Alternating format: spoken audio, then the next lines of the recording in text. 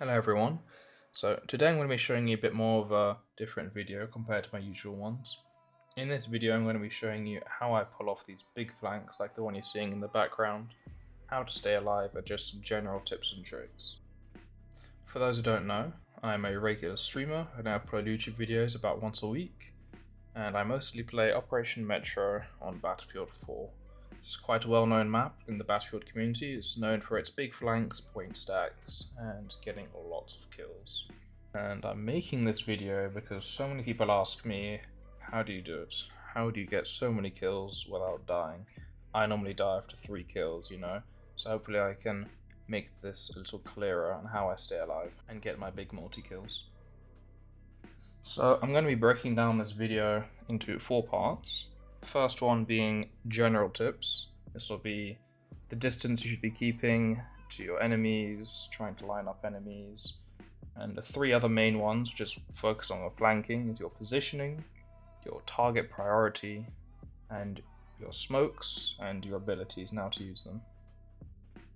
Moving on to the first general tip now, we're going to be talking about keeping your distance.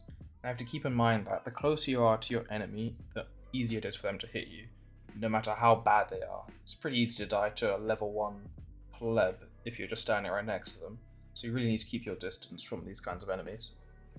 With that in mind now, you mustn't be too far away from your enemies, because the further you are from the enemies, the harder it is for you to kill them.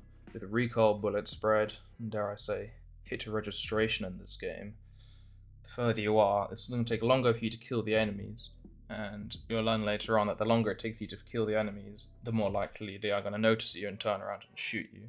So you need to keep this close to medium range with your enemies where you have an upper hand. So now we're going to be talking about how to engage 1vx situations effectively. This is where you know there's about 5 or 6 people are holding a corner and you need to jump around it and kill those people. So you might be tempted just to do a quick Zuzu jump and peek all 5 of them at once and try your luck. But the key to this is limiting yourself to only exposing one enemy at a time when going around the corner. You can see that in this clip I'm showing you in the background. It's a little bit different because I'm using a shotgun. I'm only peeking the doorway until I see one enemy, firing my shot, then going back. And I'm only exposing myself to one enemy at a time. This way I can just take lots of 1v1s, which I know I can win, as opposed to taking a 1v5, which I know is going to be a lot harder than taking a 1v1. Now the last general tip is going to be lining up enemies. I think this one's pretty obvious, but I see lots of players not taking the opportunity, where they just need to move a little bit to the left or a little bit to the right to line up players. Not only can you get more kills with a fewer amount of bullets, but the enemies end up looking at each other's backs when you line them up, so a fewer amount of enemies will actually be able to shoot you when you line them up, which is pretty handy, I guess.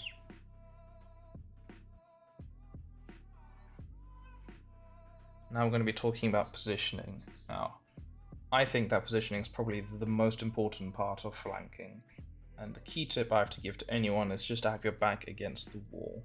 Might be tempting just to jump and jump and jump and Zuzu. I see so many people do this, but you can literally just stand completely still hiding in a corner. As long as you have your back against a wall, no enemies can flank you. You can see that clearly in this clip I'm showing to you now. I'm happily chilling in the corner, but as soon as I jump out to get a kill, I get immediately shot in the back. Not only do you stop getting flanked by having your back against a wall, but if something does start shooting you, you can quickly react because they're going to be on your screen in front of you. It won't be someone behind you who's going to be shooting you. This helps with target prioritization, which you'll learn about later on, because all of the decisions you have to make will be in front of you, and you don't have to consider things behind you that you can't see. Now I'm going to break down this clip in front of you and all the mistakes I made. So first of all, I stop and start shooting in the complete open. Although I do have my back against the smoke is starting to clear.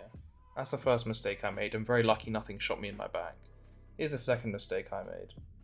I stopped shooting again in the open, and in hindsight, I should have jumped forwards towards that pillar to cut off any flanks from my side or my back, which is what ends up killing me in the end. So to summarize positioning, stop pushing the W key, stop jumping around, stand still with your back against the wall, and use all the cover that you can, only move when necessary. So now I'm going to talk about movement. Now movement is how you get from point A to point B, how to get to these key flanking positions to get these multi-kills. Now movement is a bit of a controversial topic in Battlefield 4, with all the slithering happening, the Zuzus, the Muzus, you name it. There's just so many different types of movement. I'm going to call it abuse, bug abuse, which really keeps you alive for longer. And although I do it myself, just because it's quite fun, it's something that isn't really a part of flanking. You shouldn't be depending on bugs to stay alive for long enough, you know? It shouldn't be just using slithers to keep yourself alive. You need to know the good routes to take in order to not take damage. I want to put an example on screen now, just so it's easier to explain. So we have this scenario here. There's going to be lots of fire coming down these channels. I'm going to call them channels, where it's just bipod LMGs, DMRs, just all this smoke spam where everyone's just spraying the smokes. Now in these areas is where you don't want to run. It sounds dumb, but I see so many people do it. They just run straight down these angles, get sprayed through smoke. I do it sometimes. You get mad, you think it's unlucky, but they're just spamming it because they know there's people there. That's why they're spamming it. So you need to actually smoke and run and lay down in the open, avoid these channels, and then just cross over them briefly. Think of it as a river. You just need to skip across these channels of fire. And I'm going to show you a clip of me doing this. Remember from the previous part, I'm going to have my back against a wall, I have some cover in front of me, and it should be some easy frags as they are just spamming that gunfire line.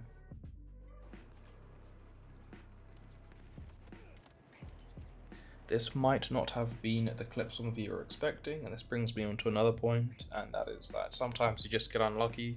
Right there I had a lag spike right in the middle of that channel, so I died. But you just need to keep on trying and trying again. You guys only see the highlights of my videos when I'm playing, but trust me, there's lots of failure in between. If you watch me on Twitch, you'll see how many times I fail and how frustrated I get before I actually get my clips, so always keep that in mind and don't give up.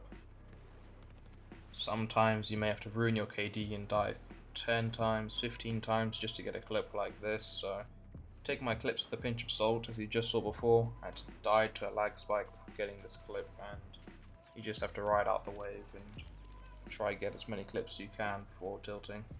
So now I'm going to be talking about target prioritization, and I think this is probably one of the most important things when performing a flank. This is where you come up behind 5 or 6 enemies and you need to know who to shoot first, who to shoot second, and which person should have a higher priority on your killing list compared to the others. This is so that you can stay alive for longer and shoot anyone who's shooting you, and your priorities will change as you're doing the flank. You need to realize incoming threats and switch targets immediately to stay alive longer. So on screen now is the order in which I shoot all of my enemies. Of course, things change as you're shooting them, so you might have to prioritize one thing over another. And I'm going to run down why the order is what it is. Enemies shooting at you is obviously going to be at the top of the list. This is because they're most likely going to kill you and ruin your flank. Enemies looking at you is because they have the potential to shoot at you. They may not notice you, but you may as well shoot them in case they do. Enemies that are lined up, as we showed before, you can kill 2 birds with 1 stone, easy to kill. Low HP enemies, this is because they're free kills, and you may as well just take a fraction of a second to kill 20 HP arrived enemies. People with their backs turned are going to be the last people you kill, along with people lying down. People lying down have to stand up and turn around in order to kill you, so they should always be the last people you should be killing. And I'm going to be breaking down an example here. So I'm going on about my flanks, and I turn behind me, and I start shooting a recon, because that's where I flick to. But I notice a teammate spawned on him, and he's shooting me. So I immediately stop shooting the recon, and start shooting the guy that's shooting me.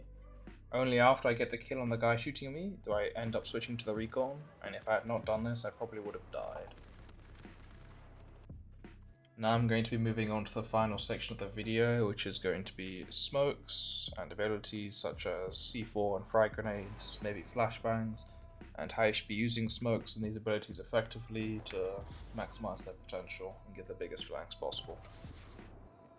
So, long story short, smokes are used to block line of sight of enemies that are far away. This allows you to close the distance on these faraway enemies and get closer to them and shoot them. Now you can also use smokes as a wall. In the way I described before, you need to keep your back to a wall. You can always keep your back to a smoke, but it's not going to be as good as having a wall itself. So think of smokes as a tool to use to close the distance, and if the opportunity shows itself, use it as a wall. With smokes, you can convert areas that are open, like this alleyway, into places that have mild amounts of cover, so you can run through without taking fire and get into better positions to take down the enemies. I recommend anyone playing Metro just try these simple smokes and just see how it compares to running without any smokes. And I guarantee you it will definitely stay alive for longer.